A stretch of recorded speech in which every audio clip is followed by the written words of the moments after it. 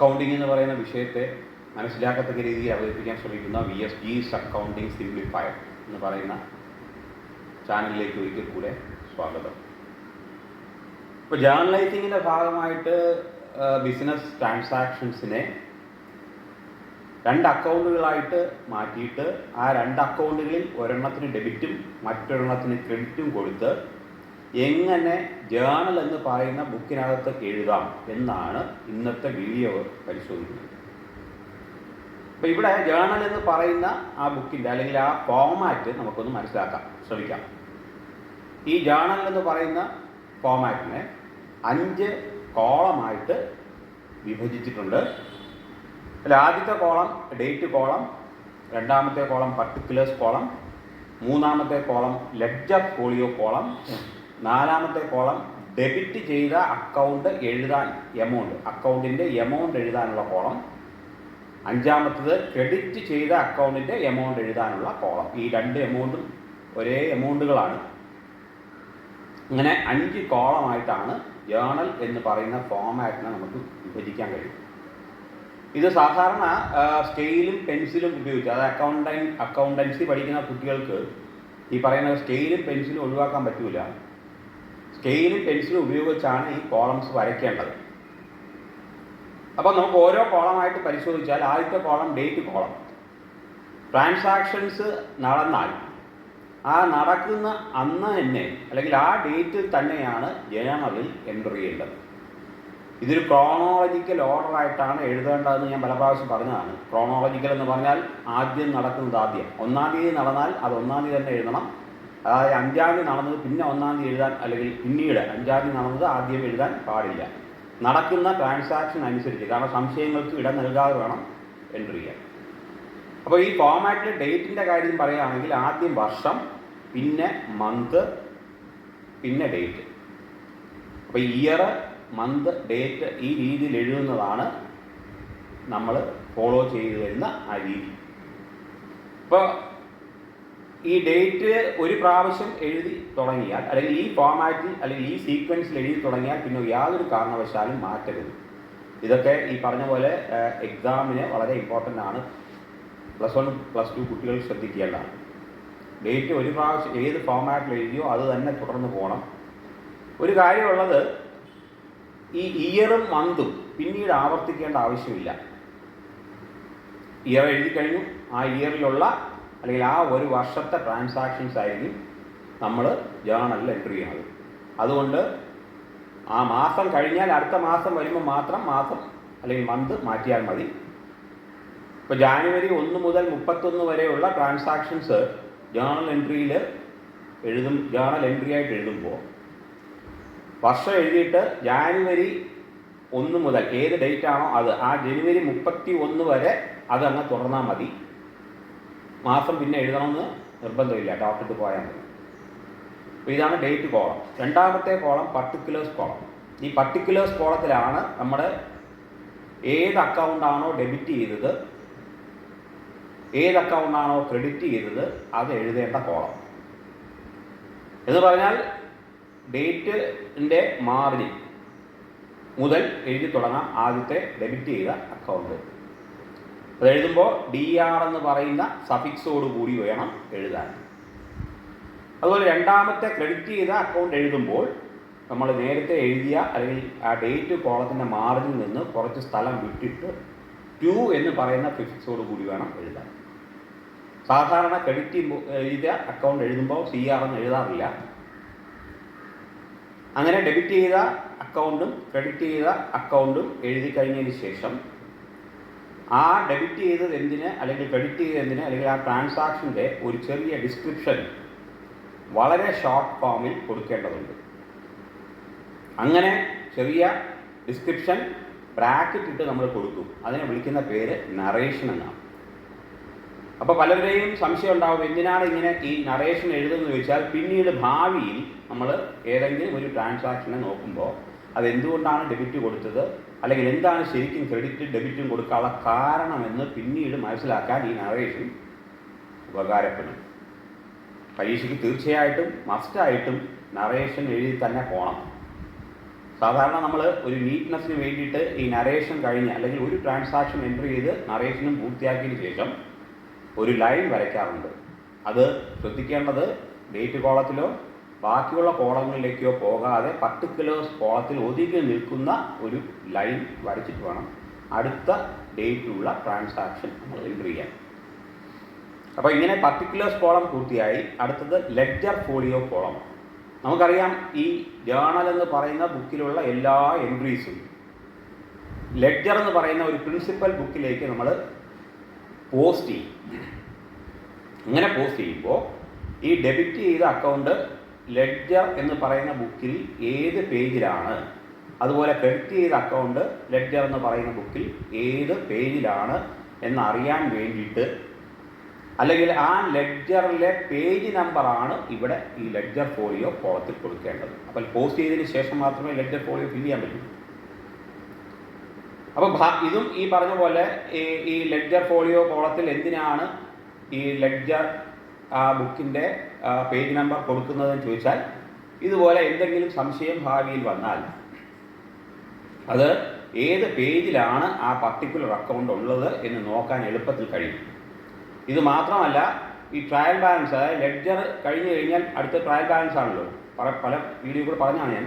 Ledger balance ചെയ്തതിന് ശേഷം, അല്ലെങ്കിൽ ലെഡ്ജർ അക്കൗണ്ട്സ് ബാലൻസ് ചെയ്തതിന് ശേഷം അത് ട്രയൽ ബാലൻസിലേക്ക് പോകും. അവിടെ ഈ പറഞ്ഞ ഡെബിറ്റും ക്രെഡിറ്റും ടാലി ആവണം, ഈക്വൽ ആവണം. അങ്ങനെ ആകാതിരിക്കുമ്പോൾ എന്തെങ്കിലും സംശയം വന്നിട്ട് പുറകോട്ട് പോകണമെങ്കിൽ ഈ പറയുന്ന പോലെ ഏത് പേജിലാണ് എന്നറിയാനും വളരെ എളുപ്പത്തിൽ ഈ ലെഡ്ജർ ഫോളിയോ കോളം കൊണ്ട് ഉപകരിക്കും.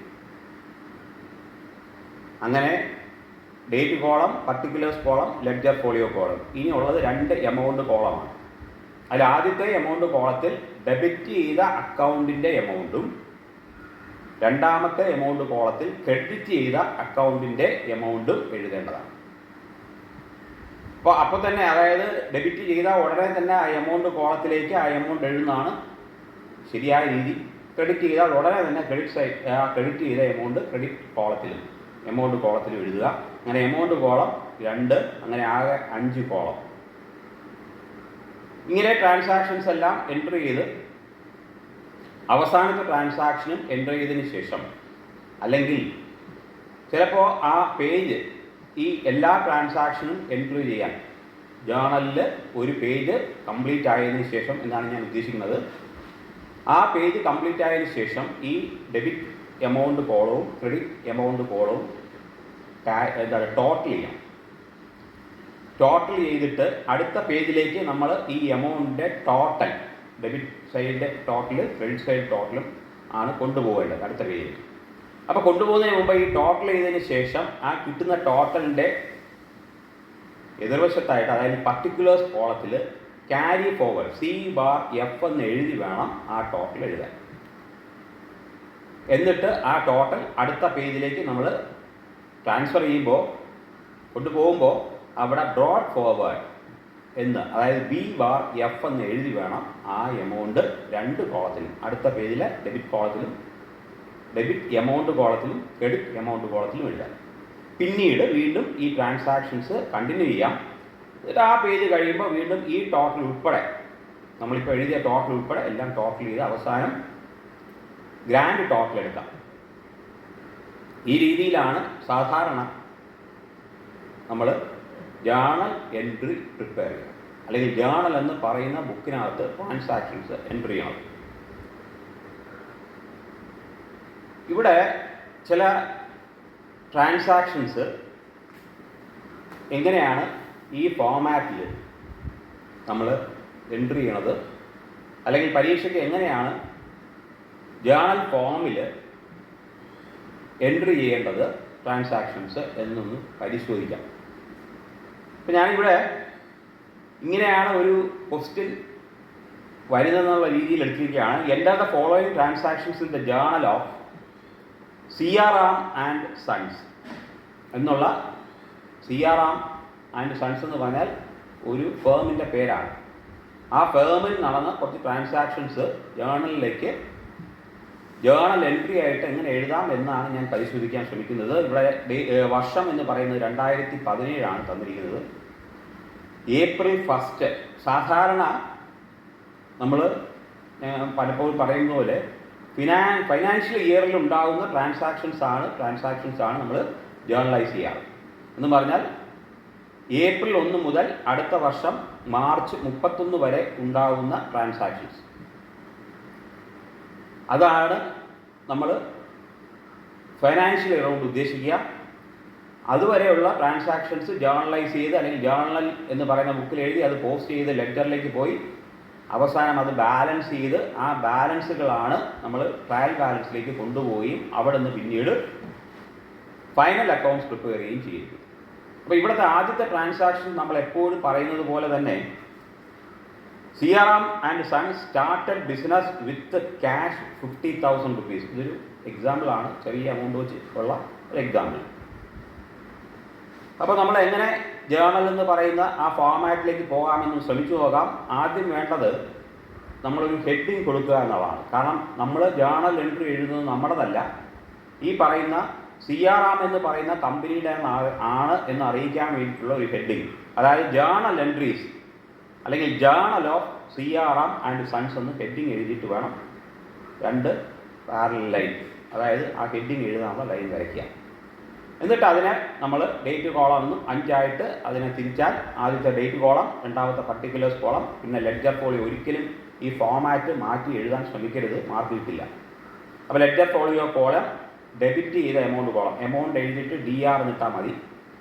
രണ്ടാമത്തത് ക്രെഡിറ്റ് ചെയ്ത എമൗണ്ട് കോളം, എമൗണ്ട് എഴുതിയിട്ട് CR എന്ന് എഴുതുക. ഇങ്ങനെ 5 കോളവും പൂർത്തിയാക്കി നീറ്റായിട്ട് പെൻസിൽ ആൻഡ് സ്കെയിൽ ഉപയോഗിച്ച് വരയ്ക്കുക. അപ്പോൾ ആദ്യത്തെ ജേർണൽ എൻട്രിയിലേക്ക് നമ്മൾ പോയാൽ നമുക്കറിയാം, ഞാൻ നേരത്തെ പറഞ്ഞ പോലെ ട്രാൻസാക്ഷൻ ഉണ്ടായി. ആ ട്രാൻസാക്ഷൻ ഇതാണ്, സ്റ്റാർട്ടഡ് ബിസിനസ് വിത്ത് 50,000 rupees എന്നാണ് ട്രാൻസാക്ഷൻ. അപ്പോൾ അതിനകത്ത് ഈ പറഞ്ഞ പോലെ 2 അക്കൗണ്ടുകളായിട്ട് മാറ്റിയാൽ,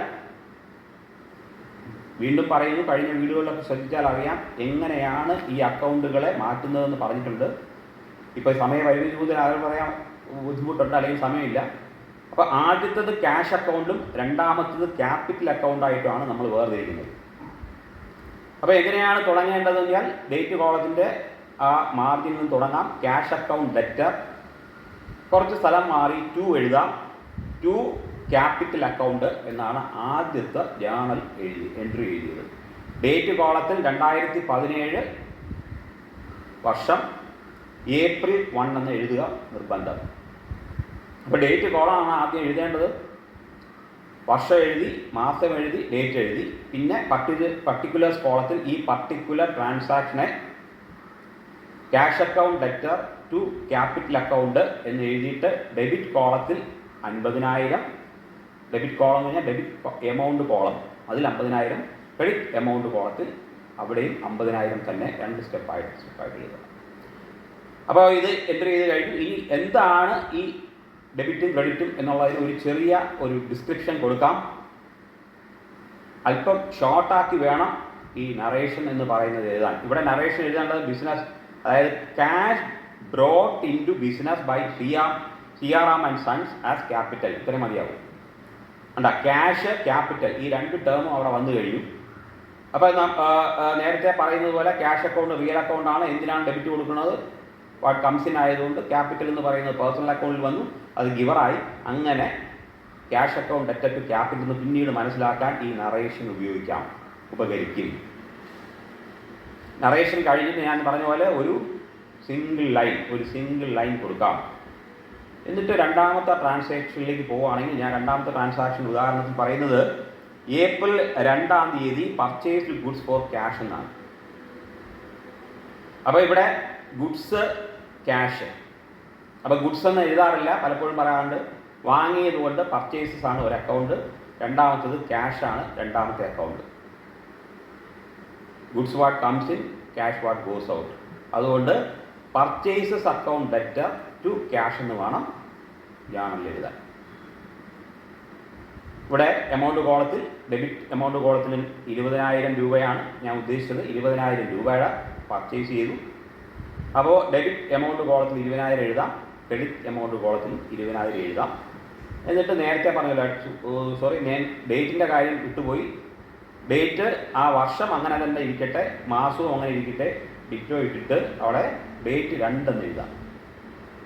വർഷവും മാസവും ആവർത്തിക്കണമെന്നില്ല. അപ്പോൾ അങ്ങനെ പർട്ടിക്കുലേഴ്സ് കോളം പൂർത്തിയായി അതുപോലെ തന്നെ എമൗണ്ടും എൻട്രി ചെയ്ത് കഴിഞ്ഞാൽ നേരത്തെ പറഞ്ഞ പോലെ നറേഷൻ എഴുതാം. ഇവിടെ ഗുഡ്സ് പർച്ചേസ്ഡ് ഫോർ ക്യാഷ് എന്ന് മാത്രം എഴുതിയാൽ മതിയാവും നറേഷൻ. അവിടെ പർച്ചേസ് ആണെന്നും ക്യാഷും. അപ്പോൾ പർച്ചേസ് ആണ് നമ്മൾ ഡെബിറ്റ് കൊടുത്തത്, ക്യാഷ് ആണ് ക്രെഡിറ്റ് കൊടുത്തത് മനസ്സിലായി കഴിഞ്ഞു. അത് കഴിഞ്ഞ് ഈ നേരത്തെ പറഞ്ഞ പോലെ സിംഗിൾ ലൈൻ ഇടാം. എന്നിട്ട് മൂന്നാമത്തെ ട്രാൻസാക്ഷൻ ഏപ്രിൽ 5-നാണ്. പർച്ചേസ്ഡ് ഗുഡ്സ് ഫ്രം സുഭാഷ് എന്നാണ് ആ transaction. Purchased goods from Subhash.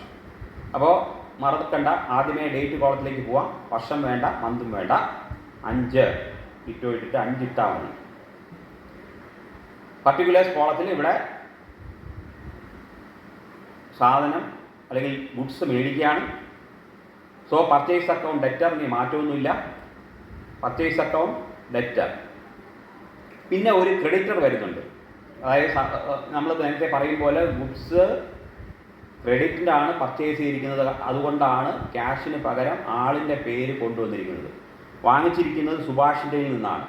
അപ്പോൾ സുഭാഷാണ് ക്രെഡിറ്റർ, അല്ലെങ്കിൽ he is the giver. Personal account വരും. അങ്ങനെയാണ് purchases account debtor to Subhash എന്ന് ജേർണൽ എൻട്രി വന്നത്. അപ്പോൾ പർട്ടിക്കുലേഴ്സ് കോളം കംപ്ലീറ്റ് ആയി. എമൗണ്ട് കോളത്തിൽ അതുപോലെ നേരത്തെ പറഞ്ഞ പോലെ ഡെബിറ്റ് ചെയ്ത എമൗണ്ട് കോളം 12,000. അതേ എമൗണ്ട് തന്നെയാണ് ക്രെഡിറ്റ് ചെയ്യണത്. കഴിഞ്ഞു.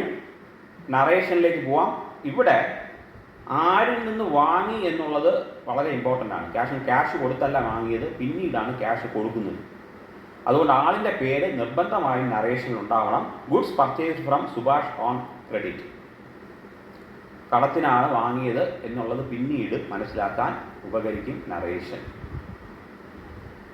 അങ്ങനെ 5-ാം തീയതി വരെ 3 ട്രാൻസാക്ഷൻസ് നമ്മൾ ജേർണലിൽ എൻട്രി ചെയ്തു. ഇനി 4ാമത്തെ ട്രാൻസാക്ഷൻ ഏപ്രിൽ 7-ാം തീയതിയാണ്. സോൾഡ് ഗുഡ്സ് ഫോർ ക്യാഷ് എന്നാണ് ആ ട്രാൻസാക്ഷൻ. ഇപ്പോൾ ഡേറ്റിലേക്ക് പോവാം. വർഷം എഴുതണ്ട, മാസവും വേണ്ട, 7 ഡേറ്റ്. പർട്ടിക്കുലേഴ്സ് കോളത്തിൽ 2 അക്കൗണ്ട് ഡെബിറ്റ് ചെയ്തതും ക്രെഡിറ്റ് ചെയ്തതും. 2 അക്കൗണ്ട് ഉണ്ട്, ഒന്നിനെ ഡെബിറ്റ് ചെയ്ത് ഒന്നിനെ ക്രെഡിറ്റ് ചെയ്തത്. ഇവിടെ സോൾഡ് ഗുഡ്സ് ആണ്. അപ്പം സാധനം അല്ലെങ്കിൽ ഗുഡ്സ് നമ്മളെ നിന്ന് പോവുകയാണ്. എന്താണ് നമ്മുടെ ബിസിനസ്സിലേക്ക് വരുന്നതെന്ന് വെച്ചാൽ ക്യാഷ് വരും. ക്യാഷിനാണല്ലോ വിറ്റത്. അപ്പോൾ cash account debtor to sales account എന്ന് എഴുതണം. Cash account debtor to sales account. Amount കോളത്തിൽ ഡെബിറ്റിലും 13,000, ക്രെഡിറ്റിലും 13,000 ആണ് എമൗണ്ട് ഉദ്ദേശിച്ചത്. അങ്ങനെ എമൗണ്ട് കോളവും പർട്ടിക്കുലേഴ്സ് കോളവും കഴിഞ്ഞാൽ പർട്ടിക്കുലേഴ്സ് കോളത്തിൽ നറേഷൻ എഴുതാം. സോൾഡ് ഗുഡ്സ് ഫോർ ക്യാഷ് എന്ന് മാത്രം എഴുതിയാൽ മതി.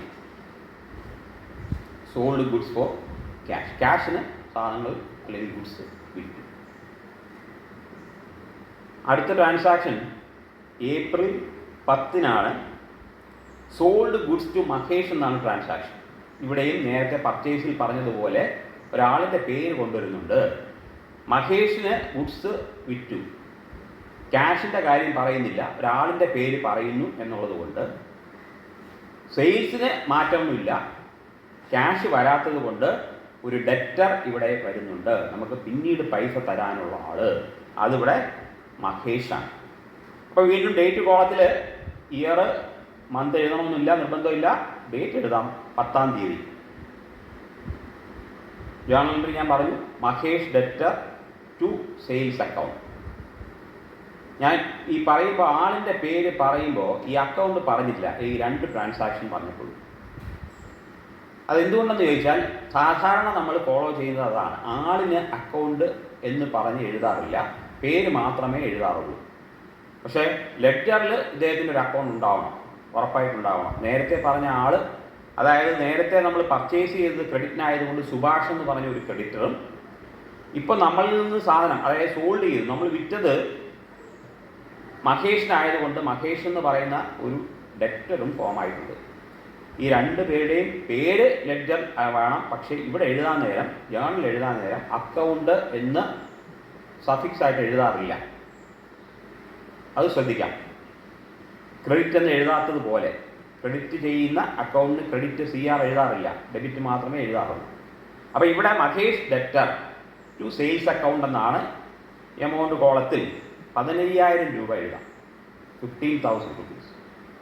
അത് ഡെബിറ്റിലും എമൗണ്ട് കോളത്തിലും ക്രെഡിറ്റ് എമൗണ്ട് കോളത്തിലും എഴുതി നറേഷനും എഴുതാം. Sold goods to Mahesh on credit എന്ന് എഴുതാം. മഹേഷിന് ഗുഡ്സ് സോൾഡ് ചെയ്തു, വിറ്റു, അത് ക്രെഡിറ്റിലാണ്.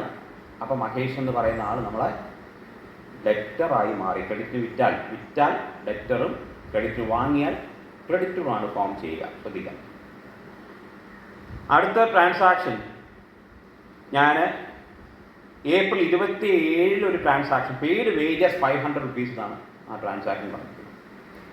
അപ്പോൾ ഇവിടെ 2 അക്കൗണ്ടുകളാക്കി മാറ്റുന്നെങ്കിൽ ഒരെണ്ണം വേജസും മറ്റൊരെണ്ണം ക്യാഷുമാണ്. ക്യാഷായിട്ട് വേജസ് കൊടുക്കാൻ നിലവിലുള്ള സാഹചര്യം അനുവദിക്കുന്നുള്ളൂ. അതുകൊണ്ട് wages account debtor to cash account എന്ന് എഴുതാം. ആളിൻ്റെ പേരല്ലാത്ത എല്ലാത്തിനും അക്കൗണ്ട് എന്ന് എഴുതണം. അപ്പോൾ wages account debtor to cash account. ഇവിടെ എന്തുകൊണ്ടാണ് വേജസ് നമ്മൾ നോമിനൽ അക്കൗണ്ട്സിലാണ് ഉൾപ്പെടുത്താറ്. നോമിനൽ അക്കൗണ്ടിൽ ഒരെണ്ണത്തിന് ഡെബിറ്റ്, ഈ പർട്ടിക്കുലർ ഐറ്റത്തിന് ഡെബിറ്റ് കൊടുക്കണമെങ്കിൽ അതൊരു എക്സ്പെൻസ് ആയിരിക്കണം, അല്ലെങ്കിൽ ലോസ് ആയിരിക്കണം. ക്യാഷ് ആയിട്ടാണ് കൊടുത്തതുകൊണ്ട് ക്യാഷ് റിയൽ അക്കൗണ്ടാണ്. ബിസിനസ്സിൽ നിന്ന് ക്യാഷ് പോയി, വാട്ട് ഗോസ് ഔട്ട് റിയൽ അക്കൗണ്ടാണ്. അതുകൊണ്ട് ക്യാഷിന് ക്രെഡിറ്റ് കൊടുത്തു. അങ്ങനെ പർട്ടിക്കുലേഴ്സ് കോളം, ഡേറ്റ് കോളം ഞാൻ പറഞ്ഞു, പർട്ടിക്കുലേഴ്സ് കോളം കംപ്ലീറ്റ് ആയി. ഈ എമൗണ്ട് കോളത്തിനകത്ത് ഡെബിറ്റ് ചെയ്ത എമൗണ്ടും 500 രൂപ ക്രെഡിറ്റ് ചെയ്തതും എഴുതാം. ഡെബിറ്റ് ചെയ്തതും ക്രെഡിറ്റ് ചെയ്തതും എഴുതി നറേഷൻ കൊടുക്കാം. വെറും വേജസ് പെയ്ഡ് എന്ന് മാത്രം എഴുതിയാൽ മതി. വളരെ ഷോർട്ടായിട്ട്. വേജസ് പെയ്ഡ് കാശായിട്ട് കൊടുക്കുള്ളൂ എന്നറിയാം. ആർക്ക് കൊടുത്തു എന്നുള്ളതിന് ഒരു കാര്യമില്ല. അതിന് വേറെ ഈ സാലറി സ്ലിപ്പൊക്കെ വെച്ചിട്ട് വേറെ വൗച്ചറൊക്കെ എഴുതിയിട്ടുണ്ടാവാം, ആർക്ക് കൊടുക്കുന്നില്ല. അതൊന്നും ഇവിടുത്തെ പ്രസക്തിയില്ല. ഇവിടെ നമുക്ക് പൈസ പോയോ, എന്ത് വകുപ്പിൽ പോയി, എക്സ്പെൻസ് ആയിട്ട് പോയി, അതുകൊണ്ട് വേജസിന് ഡെബിറ്റ് കൊടുത്തു. പൈസയായിട്ടാണ് ക്യാഷ് വെളിയിൽ പോയി, അതുകൊണ്ട് ക്രെഡിറ്റ് വാട്ട് ഗോസ്. ഇത്രയും മതി. അപ്പോൾ വേജസ് പെയ്ഡ് എന്ന് പറഞ്ഞ നറേഷൻ കൊടുത്തു കഴിഞ്ഞിട്ട് ഈ പർട്ടിക്കുലർ കോളത്തിൽ ഒരു സിംഗിൾ ലൈൻ കൊടുക്കാം. ഇവിടെ ഈ പർച്ചേസ് നടന്നതും സെയിൽസ് നടന്നതും ചില സന്ദർഭത്തിൽ പർച്ചേസ് ചെയ്ത ഗുഡ്സ് തിരിച്ചു കൊടുക്കാം, സെയിൽ ചെയ്ത ഗുഡ്സ് നമ്മുടെ ബിസിനസ്സിലേക്ക് തിരിച്ചു വരാം. അപ്പോൾ ആ 2 ടേംസ് എന്ന് പറയുന്നത് പർച്ചേസസ് റിട്ടേൺസ്. നമ്മൾ വാങ്ങിയതിൽ എന്തെങ്കിലും ഡാമേജ് വന്നോ അല്ലെങ്കിൽ എക്സസ് ആയിട്ട് കിട്ടിയോ അതിനെ നമ്മൾ റിട്ടേൺ ചെയ്യും. അപ്പോൾ പർച്ചേസസ് റിട്ടേൺസ്. അതുപോലെ നമ്മൾ വിറ്റ ഗുഡ്സ് ചിലപ്പോൾ എന്തെങ്കിലും കാരണവശാൽ തിരിച്ചു വരാം. അങ്ങനെയാണെങ്കിൽ സെയിൽസ് റിട്ടേൺസ് എന്നും പറയും.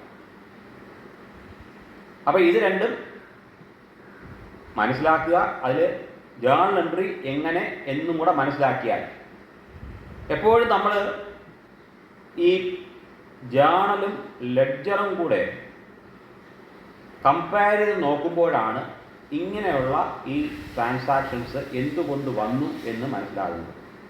അപ്പോൾ താമസിയാതെ ഞാൻ ലെഡ്ജറിലേക്ക് എങ്ങനെയാണ് പോസ്റ്റ് ചെയ്യുക, അല്ലെങ്കിൽ ലെഡ്ജറിൻ്റെ പ്രാധാന്യം, ഇതിനെക്കുറിച്ചൊക്കെ ഒരു വീഡിയോ ചെയ്യുന്നുണ്ട്.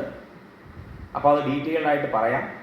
എന്തായാലും പർച്ചേസ് റിട്ടേൺസ് ഉണ്ടെങ്കിൽ അത് പർച്ചേസിൽ കുറയണം, സെയിൽസ് റിട്ടേൺസ് ഉണ്ടെങ്കിൽ സെയിൽസിൽ കുറയണം. ഇത് രണ്ടും അക്കൗണ്ട് ചെയ്യാതിരുന്നാൽ പ്രോഫിറ്റിൽ അല്ലെങ്കിൽ വിൽക്കാനുള്ള വാങ്ങിച്ച സാധനത്തിലോ വിറ്റ സാധനത്തിലോ ഒക്കെ വ്യത്യാസം വരും, സ്റ്റോക്കിൽ വ്യത്യാസം വരും, ആകെ പ്രശ്നമാകും. അപ്പോൾ ഇതൊന്ന് മനസ്സിലാക്കിയിരിക്കാൻ വേണ്ടിയിട്ടാണ്. അപ്പോൾ നമുക്ക് സ്വാഭാവികമായിട്ടും purchase account debtor to cash എന്ന് എഴുതിയെടുത്ത്, അല്ലെങ്കിൽ പർച്ചേസ് അക്കൗണ്ട് ഡെറ്റർ ടു ആളിൻ്റെ പേര് എഴുതിയെടുത്ത് തിരിച്ചെഴുതേണ്ടി വരും.